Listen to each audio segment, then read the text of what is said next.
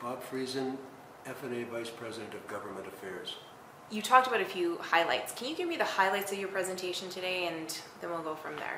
Well, we've had some very important developments in Project N. And Project N is the farmer-owned nitrogen fertilizer manufacturing project. We recently announced a specific site where we're going to be building the plant. It's going to be located at Belle Plaine, and that's exciting and positive for several reasons. Number one, it shows important progress in the project and in project development. But secondly, it's a great location. It's got 2 national railways running right by it. It's got 2 natural gas lines running practically through the site. It's got a good supply of water, and it's got great infrastructure all around. And so we think it's a great site, and it demonstrates that this project is moving along on schedule. Great. Moving forward, what do people need to know, and where can they find out information about Project N? Well, let me first say that another very important development in the project happened recently as well. We now have an informal agreement with a potential offtake partner that has agreed to take all the fertilizer that farmers don't take from the plant. Now, that is positive because that means we will be able to achieve our 80% target of fertilizer committed to by the time the shovel goes in the ground. However, having said that, we started this project because we wanted as many farmers in the project and farmer investors as possible, because we want as many farmers as possible to capture the manufacturing margin for the fertilizer that they themselves use on their own farm. And so even though we have someone that's willing to take all the fertilizer that farmers don't take, we would like far more farmer participants. We really want to maximize the number of farmers in the project, because that's really why we started the project in the first place. It's about helping farmers maximizing their profits through, in this case, accruing the manufacturing margin from manufacturing nitrogen fertilizer.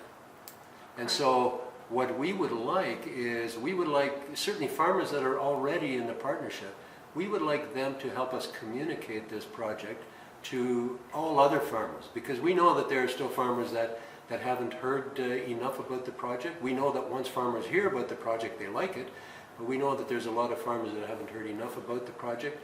And so we just ask for help from farmers to help us communicate this, so that farmers have all the information they need to determine how this could work in their operation and how this could benefit their operation.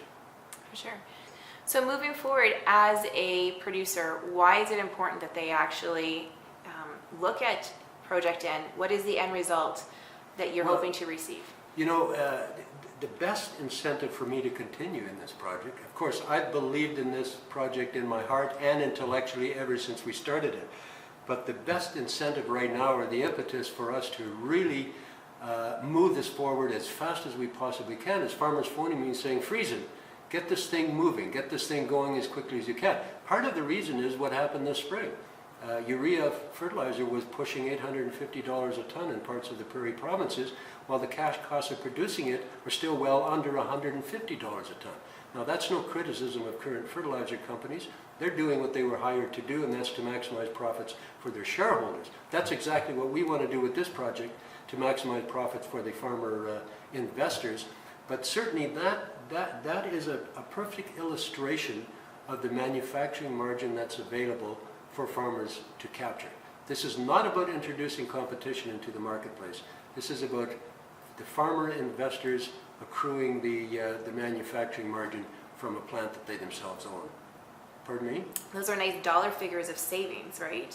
Exactly. And you know, while the number, or while the cost of building the plant is somewhat daunting, the $1.76 billion, once you break it down into a per acre or a per ton basis and a per farmer basis, the equity investment required from farmers is really quite manageable, and we believe that farmers are going to really benefit from it. We also know, and this is another reason why we want to talk to far more farmers, that there will come a time when farmers will be knocking on the door saying, let us in. And so we want to make sure that we give farmers as much opportunity as possible. Do you know what those equity dollars to start with are offhand, or is it dependent on their land base? We don't know exactly yet how we're going to calculate the equity investment of farmers, except to say that it will most likely be linked to the number of tons they commit to take every year from the plant. And so it'll be a certain number of dollars per ton that they commit to taking each year from the plant as a farmer investor who has an offtake agreement. Well, we want to, of course, get this project off the ground as soon as we possibly can.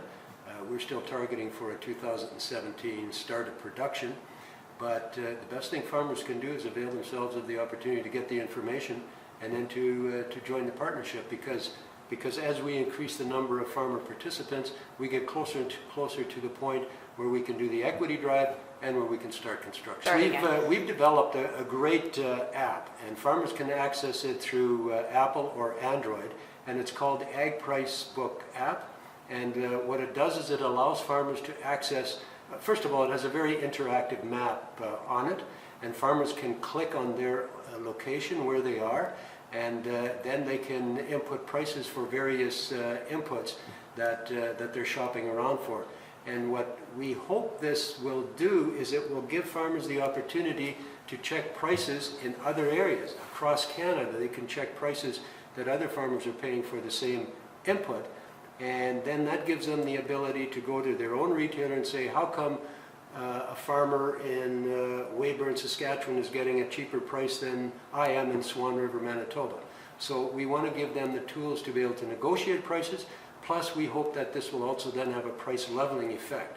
And so we just need as more farmers to subscribe, because the success of this app is contingent on really populating the app with farmer subscribers. We're already looking at what it would cost for us to do some conversions on the app so that we can send it to a farm organization in Australia, for example, and get them to send it to their farmers so that farmers could input prices in Australia, and then our farmers could compare prices in Australia. We could send it to a farm organization in Brazil. So we think it's a really, really powerful tool to create price transparency for farmers to be able to use to negotiate prices with their own retailer, and then for it to have a price leveling effect, certainly across Canada. Wonderful. So they can go to the Android or Apple store, and it is called, once again? They can just go to their own phone that they have, and they can either access it through Apple or through an Android phone, and it's called Ag Price Book.